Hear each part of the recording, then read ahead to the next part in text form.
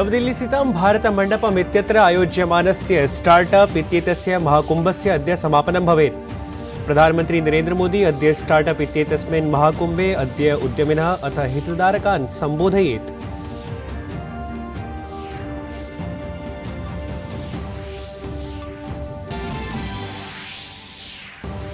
लोकसभा निर्वाचनस्य प्रथमचरणस्य निर्वाचनार्थम् अधिसूचनया सह अद्य नामाङ्कनानि पूरयिष्यन्ते।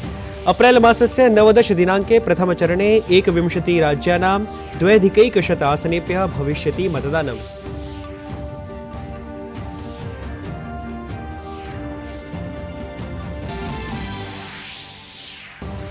पश्चिमबङ्गाले कूचबिहार जनपदस्य दिनहाटा इत्यत्र केन्द्रीयमन्त्रिणः निशित प्रामाणिकस्य यात्राक्रमे आक्रमणम्। ममता प्रशासने मन्त्रिणः उदयन गुहा इत्यस्य आरोपः।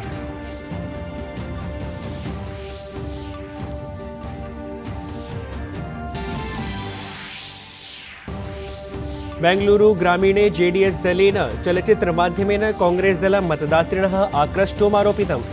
निर्वाचनायोगात् कांग्रेस दलस्य प्रत्याशिनः डीके सुरेशस्य निर्वाचने न अवतरितुं याचना।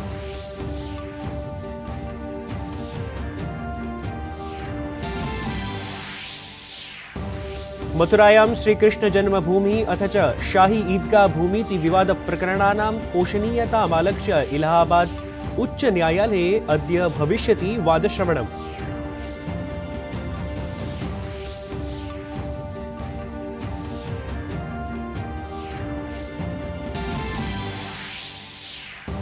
प्रत्यक्ष कर संग्रहे प्रायः 20% वृद्धिः। मार्च मासस्य 17 दिनाङ्कं यावत् प्रायः 18,90,000 कोटिमितराशेः संग्रहणम्। वर्तमान वित्तवर्षे 19,45 लक्ष कोटि रूप्यकाणां लक्ष्यस्य अनुमानम्।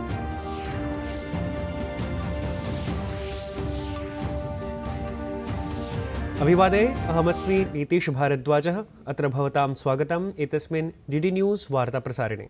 अथ वार्ताः विस्तरेण। नवदिल्ली स्थितं भारतमण्डपम् इत्यत्र आयोज्यमानस्य स्टार्टअप इत्येतस्य महाकुम्भस्य अद्य समापनं भवेत्। प्रधानमन्त्री नरेन्द्र मोदी अद्य स्टार्टअप महाकुम्भे अद्य उद्यमिनः अथ हितधारकान् सम्बोधयेत्। प्रधानमन्त्री उक्तवान् यत् कतिपयवर्षेभ्यः स्टार्टअप इति क्षेत्रे भारतेन अभूतपूर्व प्रगतिः प्रदर्शिता अस्ति।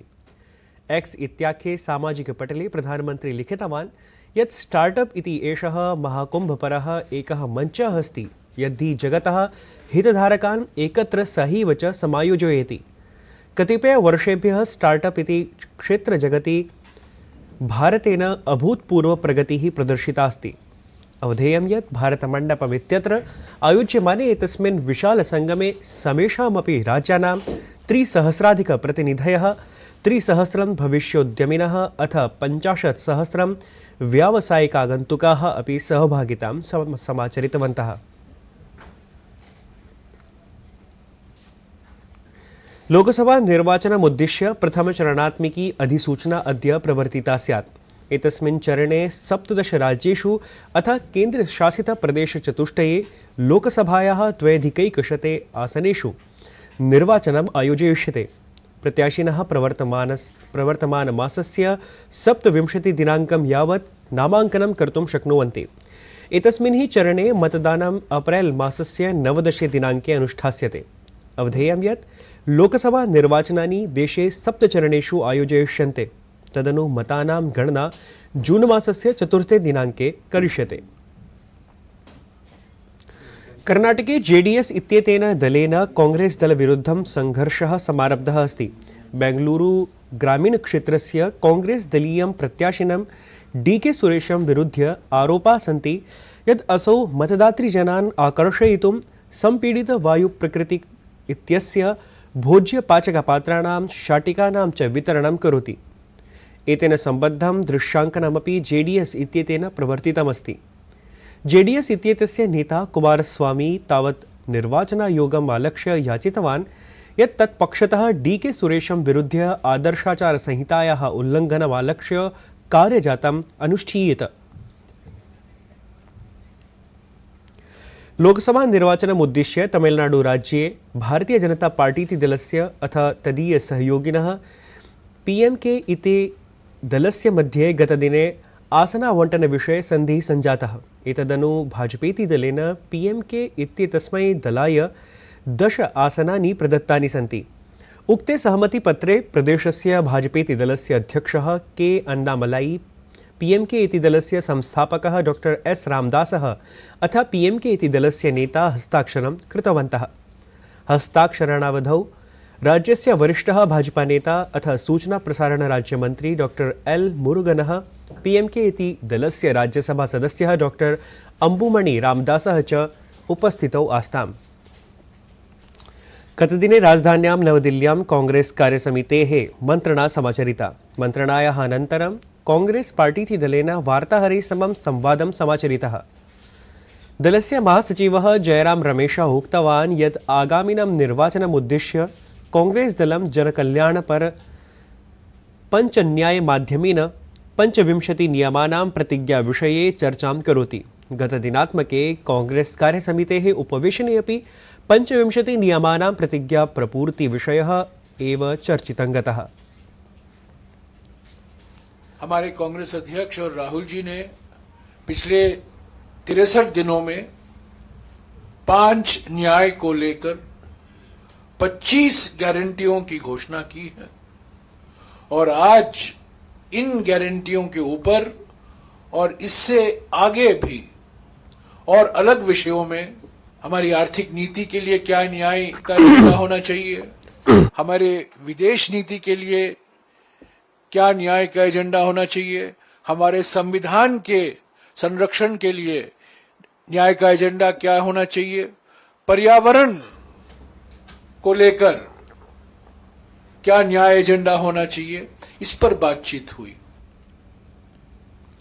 पश्चिम बंगालस्य कूचबिहार जनपदे स्थिते दिनहाट इति स्थले केन्द्रीय गृहराज्यमन्त्रिणः निशित प्रामाणिकस्य समूहमालक्ष्य आक्रमणसूचना समधिगता। ममता प्रशासने राज्यमन्त्री उदयन गुहा इत्येतस्य प्रचारावधौ एषा दुर्घटना दुरापादितं गता। केन्द्रीय गृह राज्यमन्त्री निशित प्रामाणिकः उक्तवान् यत् यदा तदीयः समूहः तत्र क्षेत्रात् गच्छति स्म तदा एव टीएमसी दलस्य प्रचारस्थलात् तम् आलक्ष्य प्रस्तरक्षेपणम् आरब्धम्। ततः अनन्तरमेव दलद्वयस्य कार्यकर्तारः परस्परं मुष्टामुष्टिम् आरब्धवन्तः।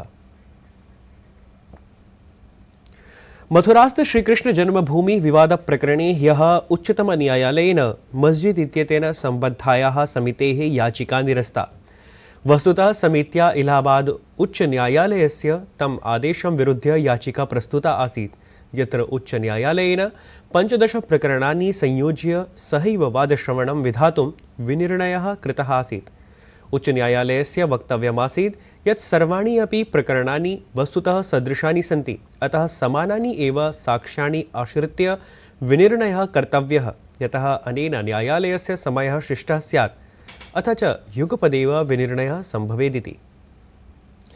भगवतः बुद्धस्य तदीयशिष्ययोः अर्हाता सारिपुत्र अर्हाता मौद्गल्यायन इत्येतयोः पवित्रतावशेषाः 26 दिवसीय प्रदर्शनीक्रमे थाईलैंड देशस्य विविध स्थलेषु विशेष प्रदर्शनात् परं ह्यः भारतं प्रत्यानीताः सन्ति। केन्द्रीय राज्यमन्त्री पदासीना मीनाक्षी लेखी इत्यसौ दिल्ल्याः पालम स्थिते वायुसैन्यस्थानके एतदवसरे उपस्थिता दृष्टा। वस्तुतः भारत थाईलैंड देशयोः मध्यगतानां समानानां राष्ट्रियाणां हितानां प्राथमिकतानां च आधारेण देशद्वयगतः सम्बन्धः बहव्यायामी अस्ति इति। बौद्धधर्मे सन्निहिता भगवतः बुद्धस्य शाश्वत सन्देशः तु देशद्वयमध्ये सर्वतः महत्वपूर्णसंयोजकः अस्ति।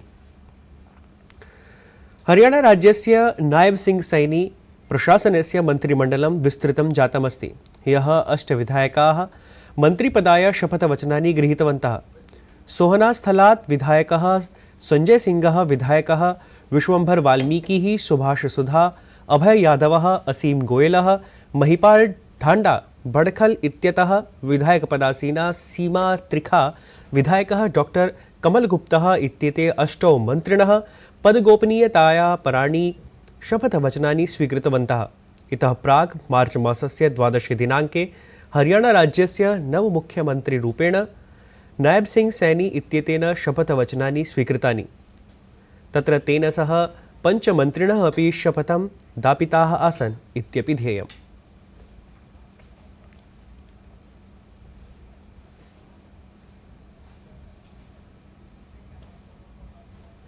प्रवर्तमाने वित्तवर्षे दिनद्वयपूर्वं यावत् शुद्धप्रत्यक्षकरसङ्ग्रहः प्रतिशतं प्रायः 20% यावत् संवृद्धः अस्ति। शुद्धप्रत्यक्षकरसङ्ग्रहः तावत् प्रायः 19 लक्षकोटिरूप्यकतः अपि अधिकः जातः अस्ति। आयकरविभागस्य निकायेन केन्द्रीयप्रत्यक्षकरमण्डलेन वक्तव्यम् एकं प्रकाशितमस्ति यत् प्रवर्तमाने वित्तवर्षे दिनद्वयपूर्वं यावत् शुद्धप्रत्यक्षकरसङ्ग्रहः प्रतिशतं प्रायः 20% यावत् संवृद्धमस्ति इति। एतत् वार्तासंस्करणम् अधुना सम्पद्यते। अभिनववार्ताभिः सह पुनः उपस्थास्यामः। तावत् मङ्गलं भूयात्।